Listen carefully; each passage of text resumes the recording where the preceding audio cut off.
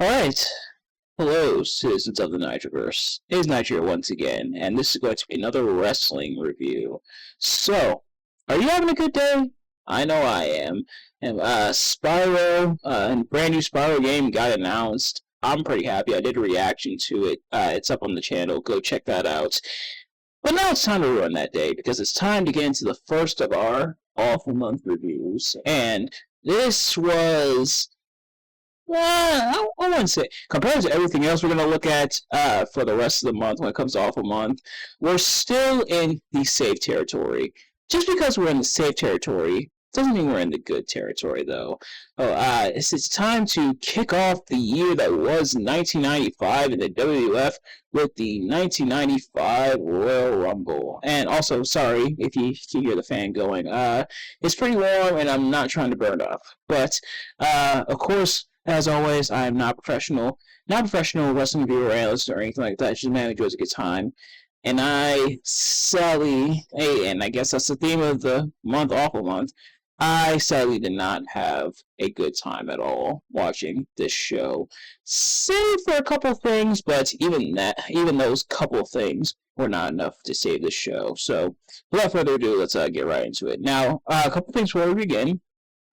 For starters, not everything we're going to be doing for the month of June is Awful related. There's going to be a lot of stuff within Awful Month, but the stuff that's kind of regular, aka the other stuff I want to talk about, whether it's reactions, discussions, discussion type videos, or stuff like that, those will be differentiated with just like the normal logo pictured here.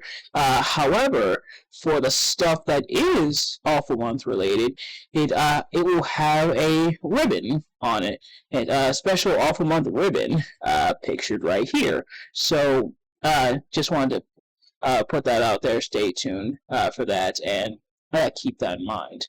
But, of course, if you've seen these reviews of mine before, you kind of already know how this works, or at least you have an idea of how this works. If you haven't, I'm going to be talking about what I liked and disliked about the show, each match, and we're going to go match by match. And I actually took notes this time around. I'm going to try to do that more often just so my thoughts are a little bit more organized. And so these shows in the year 1995 in the WWF can get the proper roasting that they deserved. Without further ado, let's get right into it. Of course, we are for this show, we're in the USF Sundome in Tampa, Florida. The commentary team for this show is the team of Vince McMahon and Jerry King Lawler. Now, I haven't covered too many shows with Vince McMahon on commentary, or too many matches, I should say, with Vince McMahon on commentary. But as I'm getting into more and more of them, the more and more I'm becoming more familiar with him on commentary, and he's actually pretty solid on commentary. I know a lot of people kind of in a way grew up with him on commentary. If you watched especially in like the golden era and even in like the new generation era, Vince didn't really step away fully from commentary until the time of the Attitude Era, and that's when like he really became like the Mystery Man character. But for the time being, he was doing commentary. And Jerry Lawler, very much the heel commentator. My goodness, I cannot talk today. Very much the heel commentator. Kind of the same dynamic that Jerry Lawler, would have with, say, Jim Ross. So Jerry is very much the heel commentator, or very much favors the heels, will vouch on their behalf, and like try to justify their actions. Meanwhile, Vince McMahon is the face commentator / the straight man, trying to keep things focused and everything, and having Jerry Lawler's antics kind of go along with him. It's like I said, it's that Jim Ross, Jerry Lawler dynamic where Jim Ross was the straight-laced straight man, and Jerry Lawler was the one with all the antics and with all the quips and jokes and stuff like that. And Jim Ross does put his in every now and then as well, as on occasion does Vince McMahon, but I'm just laying out what kind of the dynamic between these two are when it comes to commentary for the purpose of this show. And I imagine we'll probably get more of the same as the year goes on, but obviously we will cross that bridge when we come to it. As for the beginning of the show, we start off in the parking lot where Pamela Anderson shows up. Pamela Anderson, one of the stars of Baywatch, she shows up. They'll be cutting to her throughout the rest of the night. Hey, she'll have some segments with her and Ty Pettengill throughout the night, and we'll kind of see their antics between like the matches and stuff. But Pamela Anderson is in the building, and obviously they begin the show. They have up the show. And Jerry Lawler, there's an interesting line and that he put here, and I get why he said it, but kind of interesting. And so I decided to put it here and reference it. He says that Bret Hart and Diesel are two of the most popular WWF superstars. Now, like I said, I get why he said it, because those two are going to be in the WWE Championship match later on in the night. But that being said, you can make the argument that Jerry is only half right. No offense to Diesel, but yeah, there's a reason why people were concerned about WWF running on Diesel power. Again, no disrespect to him, but we're going to see how the championship match plays out later on in the show. But we start off with the Intercontinental Championship as Jeff Jarrett takes on Razor Ramon. Now, I've taken down 3 jokes that I wanted to make. To begin this, for starters, a wild slapnuts appears. You're not getting the music. Sorry, that is for Marky D123 and Him Alone. Lest I do the JOB to the HAWK. The second is that there was a comment, because sometimes I listen to wrestler theme songs. Who doesn't? Because they are absolute bangers, and they can be listened to as regular songs. I mean, really anything that's song-like can be listened to as a regular song. But you get what I mean. And someone pointed out that Jeff Jarrett's theme song sounds like an RPG theme, and ever since I saw that comment, I have not been able to unhear it. It sounds like something that would be in like the Oregon Trail, like when you go into the shop and everything, or when you're going along, or like fighting off the zombies, or like the townsfolk. I've only played the Oregon Trail a couple of times, but which they actually have a website you can play it on, and they have a version you can buy on Steam, but you can play it for free in your browser online. But but I saw someone say the same thing about Hunter Hearst Helmsley, his old theme song, not the Ode to Joy that he would have later on, but the original Blue Blood theme song. And honestly, between the two, as to which one sounds more like an RPG theme, it's kind of a toss-up.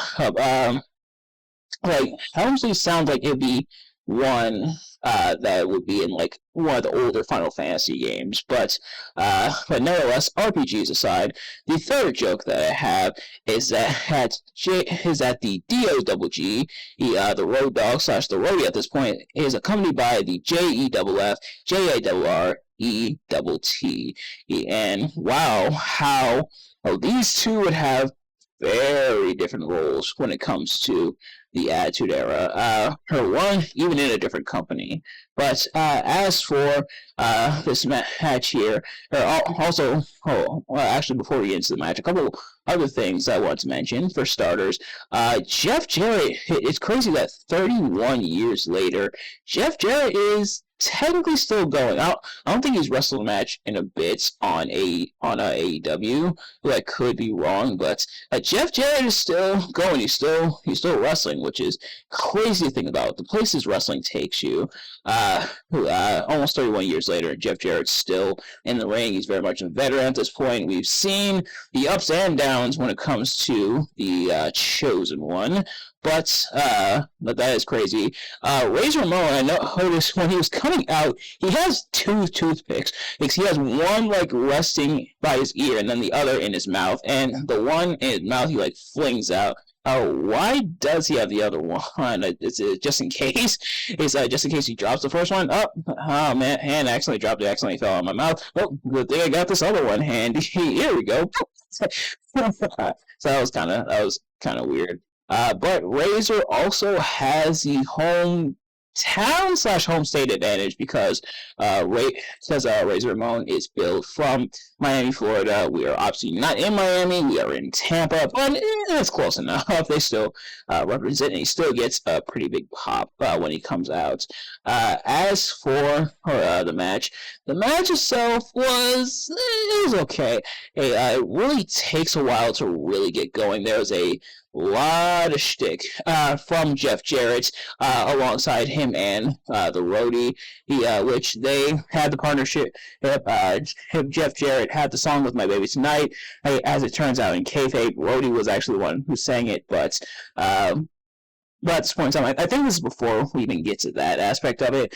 At this point in time, they are just Jeff Jarrett and the roadie. So the roadie, aka, as I alluded to earlier, Young Road Dogg, is kind of accompanying Jeff Jarrett to the ring and everything, kind of doing a lot of his dirty work and so there's that dynamic, but they do a lot of antics and everything. And I get it, it's to drop up as much heat as possible, but in a way it kind of comes to the detriment of this match because it feels like they do a couple moves and then stop, and then Jeff Jarrett powder, or it's like he'll drink the water and everything, really, really milking it out. And like I said, I get the purpose of it, but it does get a little grating as the match goes on. Eventually, Razor is dumped to the outside, and then Roadie hits him with a chop block. Now, it's also worth mentioning Razor is the Intercontinental Champion going into this match. Jeff Jarrett is the challenger. But Razor being taken out on the outside with a chop block causes a count-out finish. So you think Razor is leading with the Intercontinental Championship because of a count-out. But Jeff Jarrett eventually he calls Razor Ramon a coward, says he's yellow, and dares him to come back into the ring, and sure enough, Razor does. So it's kind of a false finish. Although if the finish had gone on like that, like if that was a finish and that was just is what it is that would mean Jarrett was cost the championship essentially by his own guy, which is kind of dumb, but nevertheless, match still keeps going. Jarrett does attack Razor's leg quite a bit. He does lock in the figure 4 leg lock, and they do talk about the figure 4 leg lock that Jeff Jarrett has on commentary, and they make a point of acknowledging it being introduced by Nature Boy Buddy Rogers, aka the first WWF champion. Fun fact. But the way that they said it and the way they emphasized it, I put down, was it supposed to be a dig at Ric Flair? By this point, Ric Flair is back in WCW, back in WCW's good graces, which the story of Ric Flair and the topsy-turvy dynamic he had with WCW is something. But it does make you wonder, like, was that a dig at Ric Flair? Or WWF was kind of doing a lot at this time, like taking digs at the WCW guys. But yeah, it does make you wonder: was that an intentional dig at Ric Flair, or am I looking too far into it? But nevertheless, Jarrett does get the figure 4. Eventually, Razor escapes. Eventually, Jarrett does end up getting the win with the small package. Now, this was interesting. Not just that Jeff Jarrett got the win, but that the match still went on for quite a bit. Normally, when you have a false finish like that, the person who was wronged initially, in this case Razor, because he was counted out because of interference from the roadie, it results in him like winning the match almost immediately after. But they still go for a few minutes afterwards, and then Razor's leg becomes a big part of the story. So kind of an interesting switch up when it comes to that. Otherwise, I think this does have the makings of a decent match. Like there's pieces of a decent match in there, but all like the extra stuff around it kind of ruin it in a way. Not the last time we'll be saying that in this show. But next up, we move to The Undertaker versus IRS. And one thing I noted, and this was a comment someone else put, not in one of my videos, but but I think I saw it on might have been Facebook or Twitter, I forget. Someone said there was a huge missed opportunity for Undertaker and IRS to not team up as a team called Death and Taxes. And I thought that was absolutely brilliant, because there are only two things certain in life, ladies and gentlemen: death and taxes. Like, it would have been cheesy, it would have been goofy, but I kind of would have liked to seen it.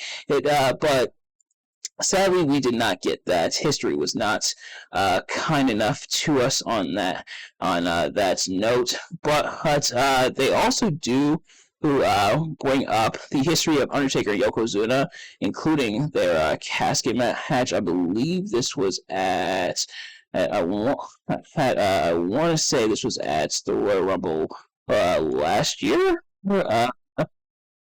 Yeah, so Royal Rumble 1994, and then they also faced off at Survivor Series. So Undertaker lost that casket match at Royal Rumble, and that was the whole storyline of where'd the Undertaker go? They had the fake Undertaker and everything, and he was Leslie Nielsen was trying to look for him. It was kind of like a tie into the Naked Gun, and then Undertaker came back. We had Undertaker versus Undertaker at SummerSlam '94. So I'm sure I'll cover that at some points, but not quite yet. But as for this match, moving back to this match, again, similar to the previous match, there's quite a bit of shtick, especially towards the beginning of the match, but eventually it does get going. And this match, I don't want to call it a glorified squash, but I guess it kind of borders on competitive squash, because it does go on for a while. This match does go about 12 minutes, but also, because IRS does get some offense in, and there's a lot of interference, way too much interference on the outside, especially from not just Ted DiBiase of the $1 Million Corporation, but he also brings some druids of his own. They speculate one of them might be Tatanka, but the druids do come down and they interfere on behalf of the $1 Million Corporation, and IRS really trying to stick and move and kind of run from the Undertaker throughout the match. Actually does get a little grating, and it is unfortunately pretty dull. And they do put over in a big way Undertaker's invulnerability, which fair enough. Fair enough for the dynamic of this match, but it's something we've seen before. It's something we kind of know about Undertaker. Or Undertaker, at this point, is known for that by this point in time, because Undertaker's been around for quite a bit. Something else I noticed I made a note of I believe this was Vince who said this, that IRS has technical skill to match Bret the Hitman Hart. Now, admittedly, I haven't seen too many matches featuring IRS / Mike Rotunda. I know he was part of WCW, who I believe was part of the team called the Varsity Club alongside the Steiners. I can't fully speak to that because I haven't seen too much of IRS.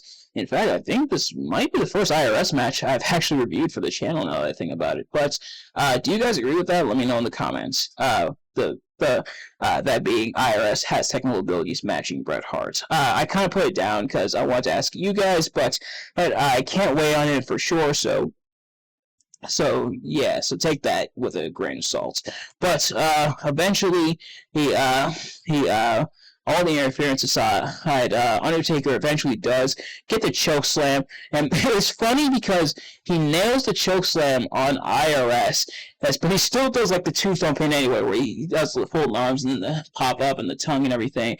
And I don't think he does the tongue this time around, but I don't think the tongue came till later. But he does do the arm fold and then the pop up, that style of pin. He does through the tombstone, but he hit the choke slam. I guess Undertaker just wanted to do it anyway, which, I guess I can't blame him.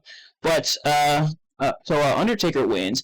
Afterwards, the Druids attack Undertaker, he fends them off, and then King Kong Bundy shows up who's also part of the $1 Million Corporation at this point, and he attacks the Undertaker, thus setting up their match at WrestleMania 11, which that review should be coming tomorrow, so stay tuned for that.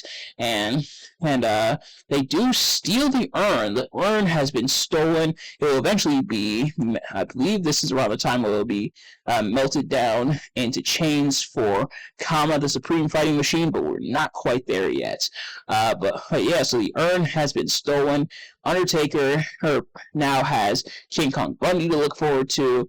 This match was pretty dull. Like I said, it was mostly about Undertaker, his vulnerability, kind of the story of IRS being no match physically for the Undertaker, but the way they went about it, it was just pretty dull and way too much interference, way too much. But next up is your WWE champion, or WWF, I should say, championship match, as Diesel defends against Bret Hart. Diesel won the WWF championship from Bob Backlund.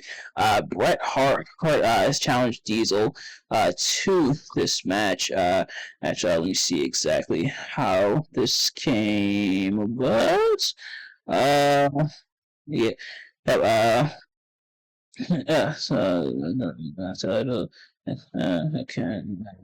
Okay. All right. So it kind of just came together. Cool. But yeah. So Diesel and Brett are going to be facing before the match. Now, this match I didn't take too many detailed notes on because this match I actually reviewed earlier in the year. Same with the 1995 Royal Rumble match. So for more in-depth when it comes to those matches, take a look at my reviews from earlier in the year. They should be up on the channel, so go check those out.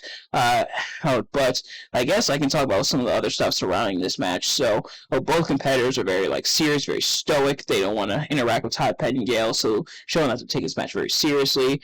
Diesel has an interesting entrance where the Diesel truck drives into the screen. Thankfully, the cameraman's okay because, as we know, the cameraman never dies. And then the glass kind of shatters. So it's like the truck having the effect of shattering the glass. Kind of cool, kind of cheesy, but I'll let it go. But of course, Stone Cold Steve Austin does it better. Sorry, Diesel. But as for this match, very much powerhouse versus technician. And one of the big parts of this match is Bret being very much more aggressive than they've seen from him usually, where Bret had very technical and everything, but also very reserved in a lot of ways. But Bret being very aggressive, especially going after Diesel's leg, and even hitting a dive to the outside on Diesel. The only other time I've seen Bret Hart do a dive was when he dove onto, I believe that was not Stone Cold, The Undertaker, when Bret and Stone Cold were having their feud the following year. So the aggression from Bret and going after Diesel's leg, even a spot, kind of a cool spot, where Bret grabs Diesel's legs, wraps him around the ring post, takes off his own wrist tape, and ties up Diesel's legs, and then pounds away on the leg. It's almost ruined in a way because as the referee, which I believe in this match was Earl Hebner, if I'm not mistaken. Let's see. Earl Hebner. He's out there counting out Bret. Apparently, I don't think he's supposed to be seeing what Bret's doing, but once Bret actually ties up Diesel and starts pounding away at him, that's when the referee's like, "Hey, what are you doing?" So it looked kind of dumb in that way, but nevertheless, showing the more aggressive side of Bret really wanting to go for Diesel's legs. It's almost immediately undone because Diesel is not selling the leg super well. So the former Vince on commentary even calls him out, saying, "Hey, we thought Diesel's leg would have been injured from those moves, but it apparently hasn't affected Diesel that much." Pretty much without directly addressing it, but kind of alluding to why is Diesel not selling the leg. Also, funnily enough, when Diesel does sell the leg, he kind of walks funny. In the biggest irony, he in hindsight, Diesel, when he's has kind of a leg injured, again, very much very, very ironic what I'm about to say next. he walks exactly like Kane will do it later in his career. But nevertheless, eventually the match is going relatively well. It's pretty solid matches, probably one of the best matches of the night.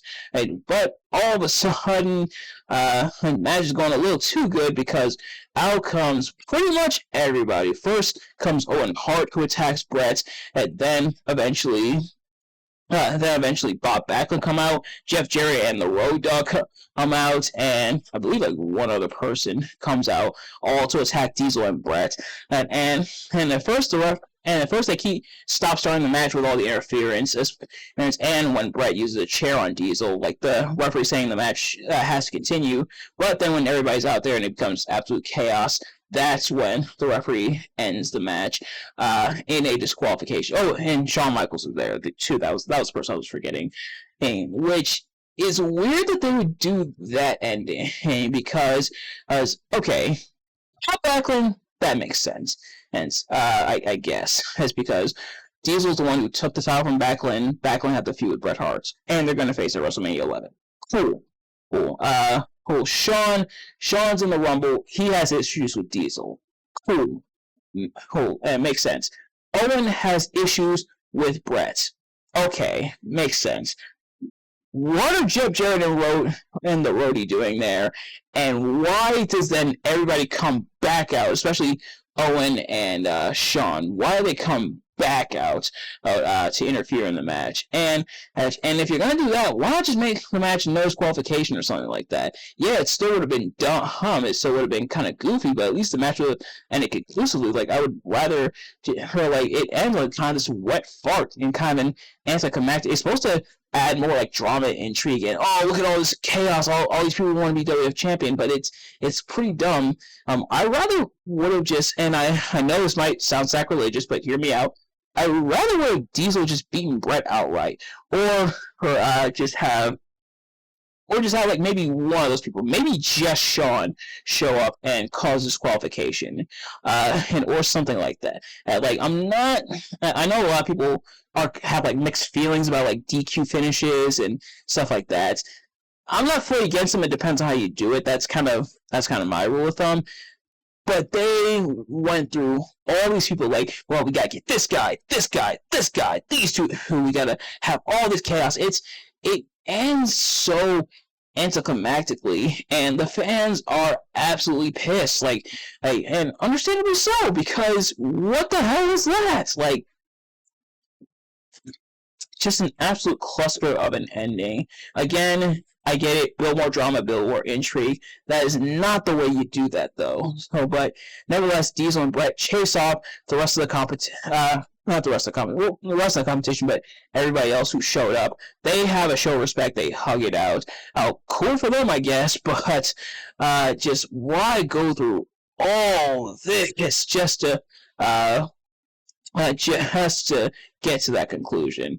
But in the semi-main event, as kind of a palate cleanser before the main event, the Rumble match itself, we have the 1-2-3 Kid and Bob Holly taking on the $1 Million Corporation to crown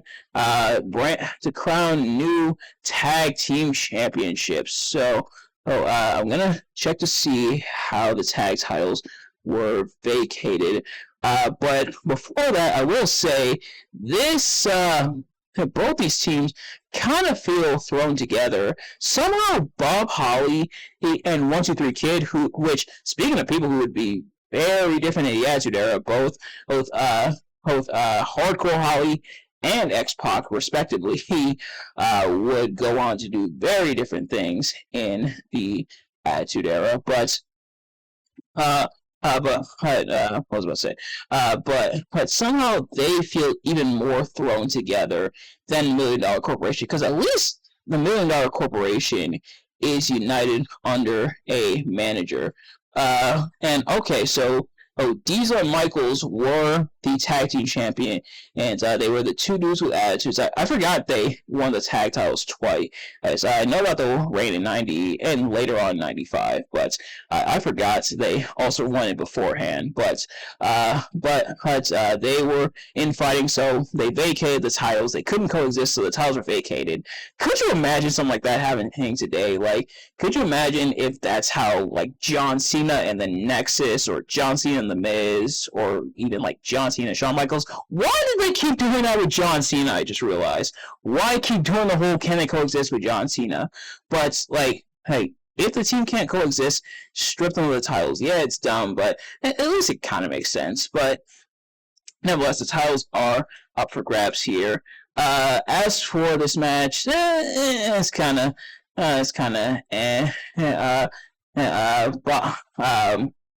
when it comes to this match, the $1 Million Corporation gets the majority of the offense, and eventually Bob Holly and the 1-2-3 Kid, which at this point Bob is still the spark plug, he's still the race car driver, so there's that.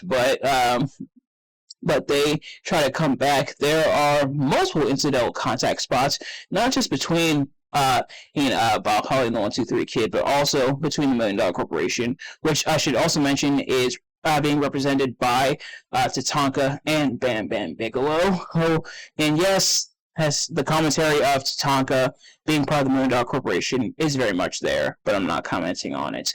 But eventually Holly, I believe it's Holly who.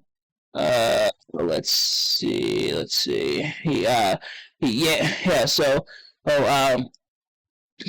Bigelow goes for the moonsault. It's actually 1-3 Kid. So Tatanka actually knocks Bam Bam Bigelow off the top rope when he's going for the moonsault. Then the 1-2-3 Kid pins Bigelow off of that, and that's how they become tag team champions. So Holly and the 1-2-3 Kid get their asses kicked most of the match, still end up winning the tag titles. Grand, but eventually, Bigelow, afterwards, like, Bigelow's upset. He's bleeding from the mouth, even. He's upset. By this point, both Tatanka and Ted DiBiase are gone. Like, they went back to the locker room. Bigelow's still out there. He's crashing out, essentially. He sees Lawrence Taylor, which they cut to Lawrence Taylor quite a bit throughout the night as well. I think it was Diesel who, like, gave, like, a hug and everything to Lawrence Taylor. But Bigelow shoves Lawrence Taylor, attacks him, and Taylor is upset about it. He even ruins his sunglasses. Man, and I don't know whose sunglasses got it worse, Lawrence Taylor's or Johnny Cage's from the Mortal Kombat movie. Let me know your thoughts in the comments. But yeah, there's your WrestleMania 11 main event, folks. But speaking of main event, it's time for the main event of this show, that being the 1995 Royal Rumble, 30-minute and 1-minute intervals this time around instead of the 90-second and only 60-second this time around. They mentioned that Pamela Anderson, who they call the special guest hostess of the match, even though he doesn't really contribute much to the match other than just sitting there and looking pretty, but she is. They also say she will be escorting the Royal Rumble winner into WrestleMania, which ends up not happening. But we'll get to that when we cover WrestleMania 11 again. That's coming tomorrow. But Shawn Michaels and British Bulldog entering in numbers 1 and 2. Who Just a few notes. Like I said, didn't take too many detailed notes. I was within this match, not just because it's 30 guys and that's a lot to keep up with, but also because I've reviewed this match already. So again, just like Diesel and Brett, go check out that review. But as for this match, a couple of things that I put. For starters, this feels very new generation. This and the 1996 Royal Rumbles are probably the most new generation's Royal Rumble I can think of. Just like, I would say, like, either 1998 or 1999 would be, like, the most Attitude Era Royal Rumble. Well, I would say probably either 2005 or maybe 2006 would be the most Ruthless Aggression. For PG era, and maybe that'll be a separate list, but PG era, maybe 2010 or 2011. Actually, I'll go 2011. But this is probably the most new generation Rumble I can think of. Sione, who I actually mispronounced, who was formerly the Barbarian, but Sione, I noticed his gear is pretty much the gear that Jacob Fatu has today, so I imagine it's probably a tribute to Sione in this match. Out of everyone in this Rumble, there's not that many people you can think of who could actually feasibly win this Rumble. Normally in a Royal Rumble, ideally, you would have a good amount of people who you think, hey, okay, I can see them winning the Rumble. Here, not the case. The only people who have a chance of winning this Rumble are very much Shawn Michaels and the British Bulldog. Maybe you can make an argument for Owen Hart. Maybe you could make an argument for Bob Backlund if you really wanted to. You probably could make an argument as well for Lex Luger. Other than those five, which is only the which is only 1/6 of this match. Only 1/6 of this match has a feasible shot at winning the Royal Rumble. Oh, everybody else doesn't have a prayer of winning this Royal Rumble, unfortunately. But continuing the notes here, Brett shows up, understandably upset after being cost the WWF Championship. He attacks Owen, and Owen gets quickly eliminated after being in the match. He's like, he brought out in and immediately dumped back out. And the same thing happens to Bob Backlund, and Brett also attacks him. I think he gets even more shots on Backlund. He's like carried off by security. Or it might have been Owen, or it might have been both, honestly. But there's that. Even though this match is only 38 minutes long, this match feels a lot longer than it actually is. And I said that during my review of the 1995 Royal Rumble match, the initial one, that is, how this match still feels super long, even when it shouldn't, even when it's like half the time of a normal Royal Rumble, it still feels as long. It feels even longer in some cases.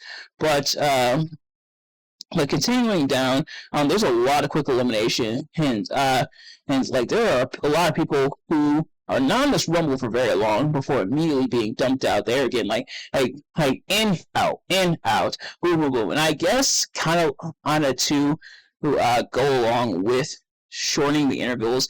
I guess it was in a way supposed to make the match more fast-paced, more exciting, but it ends up kind of doing the opposite, because a lot of these people kind of just look like jabronis not being in the Rumble that long. Eventually, and before I continue on, it says, no two men will ever go over the top rope at the same time ever again, said Vince McMahon.